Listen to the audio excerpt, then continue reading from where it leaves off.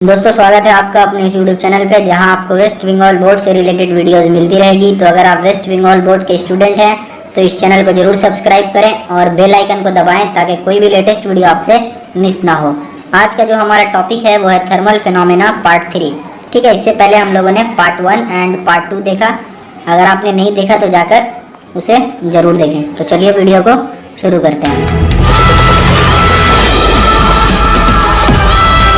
हमारे इस वीडियो में जो सबसे पहला पॉइंट है वो है थर्मल एक्सपेंशन ऑफ गैसेस। ठीक है, इससे पहले thermal expansion of liquid and thermal expansion of solid हम लोगों ने ऑलरेडी पिछले वीडियो में देखा है। ठीक है, तो थर्मल एक्सपेंशन ऑफ गैसेस में गैस के प्रॉपर्टी के बारे में सबसे पहले जान लेते हैं। गैस जो है वो जब भी रखाता है तो किसी न किसी जो है वो कंटेनर में या किसी न किसी कंटेनर में ही रखाता है। ठीक है, कंटेनर में रखाएगा तो जैसे ही हम लोग गैस को हीट करेंगे तो क्या होगा, यहाँ पे इसका कंटेनर भी हीट होगा। और सबसे पहला पार्ट में हम लोगों ने क्या समझा था कि किसी भी अगर सब्सटेंस को उसका हीट अगर इंक्रीज करेंगे तो क्या होगा, उसका डायमेंशन क्या है, इंक्रीज हो जाएगा। ठीक है, इसी तरह से यहाँ पे अगर हम लोग इंक्रीज कर रहे हैं गैस का, अगर टेम्परेचर को अगर इंक्रीज कर रहे हैं यानी हीट अगर बढ़ा रहे हैं तो क्या होगा यहाँ पे कि इसका जो वॉल्यूम है वो तो बढ़ेगा ही, प्लस जो इसका कंटेनर का वॉल्यूम है वो भी बढ़ेगा। ठीक है, तो इसके हिसाब से यहाँ पे क्या होना चाहिए कि गैस का जो है वो दो तरह का थर्मल एक्सपेंशन होना चाहिए। जिस तरह से हमारा लिक्विड में था, लिक्विड में क्या क्या था, एक अपेरेंट था और एक रियल था।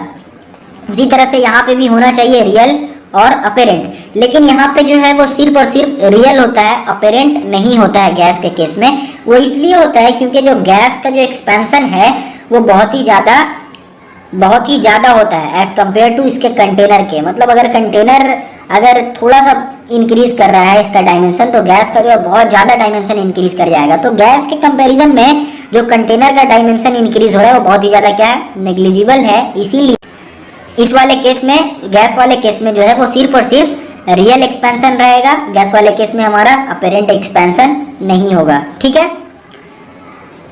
तो सबसे पहला क्या है यहाँ पे point, coefficient of volume expansion of gas. ठीक है, तो the volume expansion of a gas is the fractional increase in volume of gas. Fractional increase का क्या मतलब हुआ, फ्रैक्शनल इंक्रीज का मतलब हम लोगों को समझना होगा, वो हम लोग समझ पाएंगे चार्ल्स लॉ के द्वारा। ठीक है, अब चार्ल्स लॉ अगर आप लोग नहीं जानते हैं तो आप लोग वो वाला वीडियो देखिए, बिहेवियर ऑफ गैसेस वाला वीडियो देखिए, उसमें चार्ल्स लॉ के बारे में अच्छा से एक्सप्लेन किया हुआ है। ठीक है, तो चार्ल्स लॉ का जो स्टेटमेंट था वो क्या था, at constant pressure the volume of a given mass of a gas is increased और decreased by 1/273 part of its volume at 0 degree Celsius for every 1 degree rise और फॉल इन टेम्परेचर। तो जब pressure और mass constant रहेगा तो volume जो क्या है इंक्रीज करेगा 1/273 part of its original volume जब हम लोग इसका 1 डिग्री टेम्परेचर इंक्रीज करेंगे, या फिर वॉल्यूम जो है वो डिक्रीज करेगा 1/273 पार्ट ऑफ इट्स वॉल्यूम जब हम लोग टेम्परेचर डिक्रीज करेंगे। तो थर्मल हम लोगों का वॉल्यूम एक्सपेंशन में क्या हो रहा है, हम लोग टेम्परेचर इंक्रीज कर रहे हैं तो हमारा जो वॉल्यूम का जो वॉल्यूम जो है वो भी क्या होगा, इंक्रीज होगा। तो इसीलिए यहाँ पे सिर्फ इंक्रीज वाला केस लेकर चलते हैं। तो फिर से एक बार डेफिनेशन पढ़ लेते हैं। The volume expansion of a gas is the fractional increase in volume of gas at 0 degree Celsius for each degree, ये इट्स नहीं होगा, क्या होगा, each, for each degree Celsius rise in temperature. ठीक है, तो ये जो फ्रैक्शनल इंक्रीज है वो क्या होगा हमारा 1/273। ठीक है, यही हमारा कोएफिशिएंट ऑफ वॉल्यूम एक्सपेंशन भी है। तो कोएफिशिएंट ऑफ वॉल्यूम एक्सपेंशन अगर कोई पूछेगा कोएफिशिएंट ऑफ वॉल्यूम एक्सपेंशन का वैल्यू क्या है तो ये हो जाएगा 1/273। ठीक है, क्लियर है coefficient of volume expansion. Okay, next हम लोग जो हमारा अगला टॉपिक है वो है थर्मल कंडक्शन। ठीक है, थर्मल कंडक्शन क्या है उसके बारे में समझ लेते हैं। The thermal conduction is the process of transfer of heat through a substance without any motion of the particles of the substance. तो थर्मल कंडक्शन जो है, थर्मल कंडक्शन ऐसा प्रोसेस है, thermal conduction is the process of transfer of heat. Thermal conduction ऐसा process है जिसके द्वारा क्या होता है, हीट का ट्रांसफर होता है। ठीक है, थ्रू द सब्सटेंस के द्वारा without any motion of the particle of the substance, मतलब सब्सटेंस का जो पार्टिकल्स है उसमें कोई भी मोशन नहीं होगा, लेकिन हीट जो है वो ट्रांसफर करेगा। ठीक है, उसके लिए ये वाला एग्जांपल जो है वो आप देखिए कि ये जो है ये एक मान लीजिए आयरन का एक कोई भी एक आयरन का ये सामान है। ठीक है, आयरन का एक रॉड है और ये हमारा फ्लेम है। ये जब हम लोग हीट कर रहे हैं इसको तो क्या होता है, यहाँ पे एक सेकेंड, यहाँ पे देखिए हीट हम लोग सिर्फ इस वाले एरिया को करते हैं, लेकिन जो हमारा जो हीट हो जाता है वो कहाँ तक हो जाता है, पूरा यहाँ तक हीट हो जाता है। ऐसा क्यों होता है, ऐसा होता है थर्मल कंडक्टिविटी के कारण। ठीक है, क्योंकि यहाँ पे हम लोगों ने अभी क्या देखा कि थर्मल कंडक्शन का मतलब क्या समझे हम लोग, thermal conduction is the process of transfer of heat through a substance without any motion of the particles of the substance. तो यहाँ पे पार्टिकल का कोई मोशन नहीं हो रहा है, फिर भी क्या हो रहा है, हीट यहाँ से अगर हीट दे रहे हैं तो हीट यहाँ तक ट्रेवल कर ले रहा है। ठीक है, तो ट्रांसफर हो रहा है हीट का, लेकिन यहाँ पे कोई भी पार्टिकल का जो है वो मूवमेंट नहीं है। ठीक है, तो इसी पूरा प्रोसेस को क्या बोलते हैं, थर्मल कंडक्शन बोलते हैं। ठीक है, ये हमारा डेफिनेशन रहा और ये एक समझाने के लिए यहाँ पे एक डायग्राम है। ठीक है, उम्मीद है ये वाला समझ में आ गया होगा आप लोगों को। ओके, नेक्स्ट पॉइंट की तरफ बढ़ते हैं। नेक्स्ट पॉइंट में क्या है, थर्मल कंडक्टर जो है क्या था, अभी थर्मल कंडक्शन था और अब थर्मल कंडक्टर। तो थर्मल कंडक्टर जो है वो दो तरह का होता है, एक होता है गुड कंडक्टर और एक होता है बैड कंडक्टर। ठीक है, गुड कंडक्टर वो है जो हीट को कंडक्ट कर सके। ठीक है, मतलब एक जगह अगर उसको हीट कर रहे हैं तो क्या होगा, उस पूरे में फैल जाएगा। लेकिन बैड कंडक्टर में क्या होगा, अगर एक जगह हीट कर रहे हैं तो सिर्फ वही जगह हीट होगा, दूसरे जगह पे ट्रांसफर नहीं होगा, वो बैड कंडक्टर है। गुड कंडक्टर का एग्जांपल यहाँ पे हमारा है सिल्वर है, कॉपर है, गोल्ड है। और बैड कंडक्टर का जो एग्जांपल है यहाँ पे वो क्या है, वाटर, आइस, रबर एक्सेट्रा। ठीक है, वाटर, आइस, रबर। अगर रबर को हीट करेंगे तो क्या, ये मान लीजिए रबर का ऊपर वाला पोर्शन हम लोग पकड़ कर हैं और नीचे वाला को हल्का सा हीट किए तो ऊपर वाला पोर्शन हीट नहीं होगा, सिर्फ नीचे वाला पोर्शन ही हीट होगा। लेकिन उसी अगर सिल्वर के केस में अगर हम लोग पकड़ कर उसके पीछे वाला हिस्सा और सामने वाला हिस्सा अगर हीट कर रहे हैं तो हीट पूरा ट्रांसफर होकर मेरे हाथ तक पहुंच जाएगा। ठीक है, तो ये हमारा गुड कंडक्टर और बैड कंडक्टर में डिफरेंसेस हुआ। ठीक है, अब हम लोग कुछ एग्जाम्पल देख लेते हैं, some example to show good और बैड कंडक्टर। ठीक है, कुछ एग्जाम्पल देख लेते हैं जिससे हम लोग क्या पता चल जाएगा गुड कंडक्टर कौन सा है और बैड कंडक्टर कौन सा है। तो यहाँ पे एक सिंपल सा एक एग्जांपल दिया हुआ है। ये क्या है, ये आधा जो इसका पीस है ये कॉपर का है और आधा जो पीस है वो क्या है, ग्लास का है। ठीक है, नीचे में ये हमारा फ्लेम है यानी फायर है, जिससे हम लोग इसको टेम्परेचर मतलब हीट देंगे। और ये जो है वो पेपर है, पेपर ऐसा रखा गया है कि पेपर आधा इस तरफ है ग्लास की तरफ और आधा जो है वो कॉपर की तरफ है।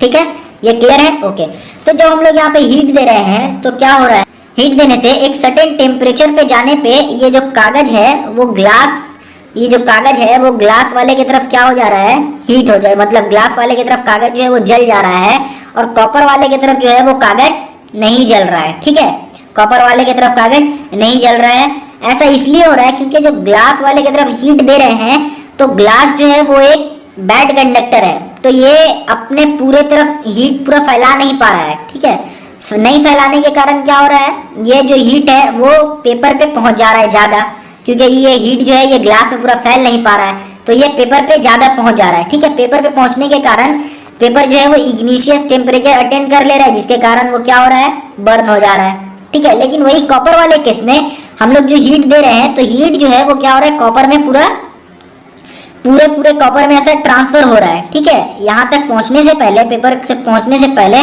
पूरे कॉपर में ये ट्रांसफर हो रहा है हीट, क्योंकि कॉपर हमारा क्या है, कॉपर हमारा है गुड कंडक्टर। ठीक है, इसीलिए पूरा कॉपर में ट्रांसफर हो रहा है, उसके बाद पेपर पे पहुंच रहा है। तो जो ग्लास तरफ वाला जो पेपर था वो हमारा जल्दी जल गया और कॉपर तरफ वाला पेपर लेट से जला या फिर नहीं जला।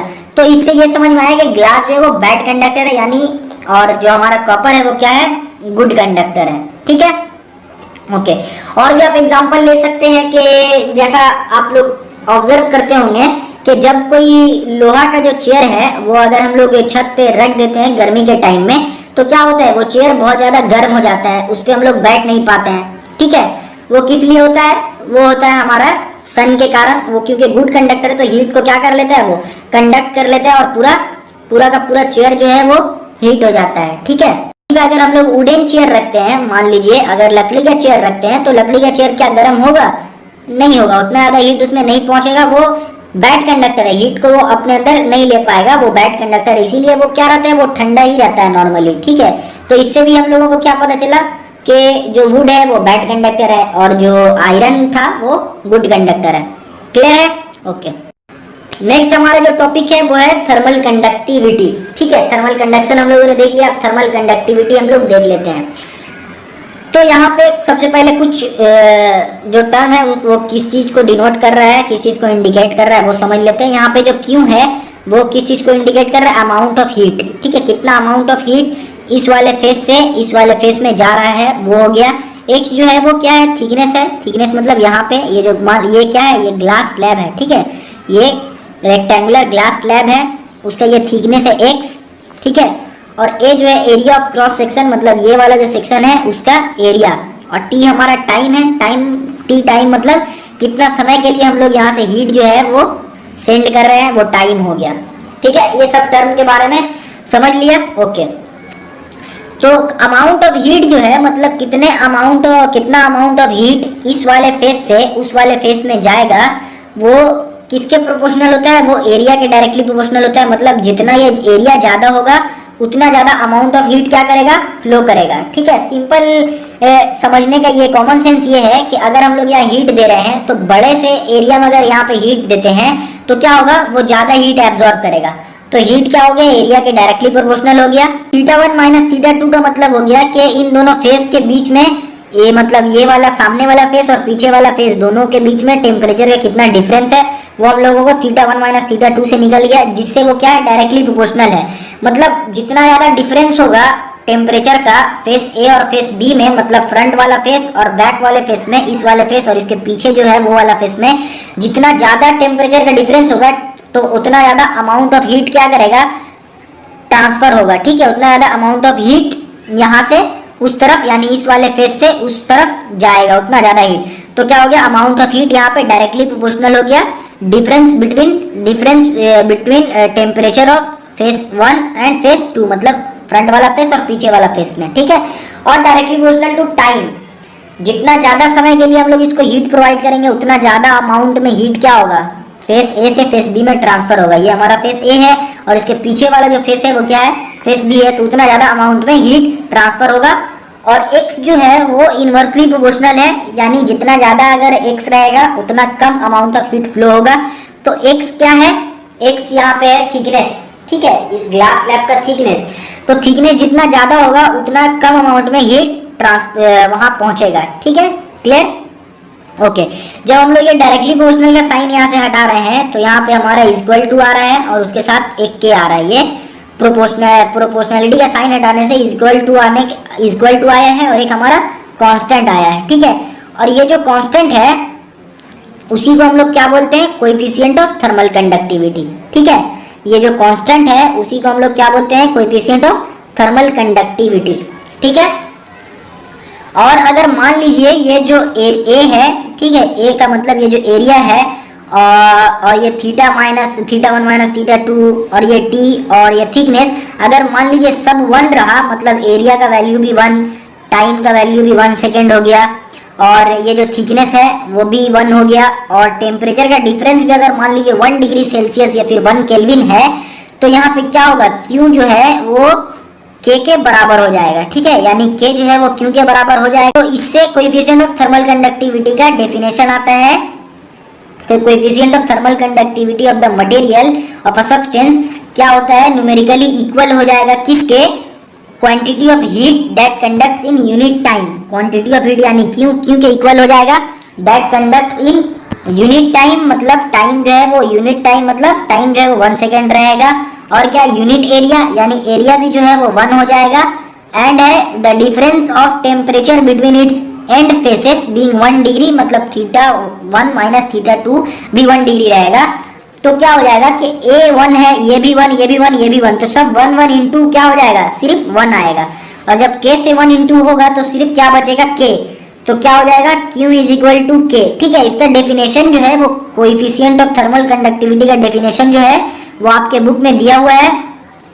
बुक को देख के एक बार पढ़िए, उसके बाद फिर से इसको वीडियो को पीछे करके ये वाला देखिए, अच्छे से समझ में आ जाएगा, ठीक है। उसके बाद हम लोग देखते हैं SI यूनिट, तो SI यूनिट जो है वो क्या होता है थर्मल कंडक्टिविटी का SI यूनिट जो है पर मीटर पर सेकेंड पर केल्विन होता है। ठीक है, क्लियर है? ओके, उम्मीद है आप लोगों को ये वीडियो समझ में आ गया होगा। अगर आपको कोई भी टॉपिक पे कोई भी दिक्कत है इस वीडियो में तो आप जाकर कमेंट सेक्शन में जाकर पूछें, और ये वीडियो कैसा लगा कमेंट सेक्शन में जाकर बताएं, और आपके जितने भी दोस्त हैं उन सभी को वीडियो शेयर करें ताकि ज़्यादा से ज़्यादा लोगों को हेल्प मिल सके। Thank you.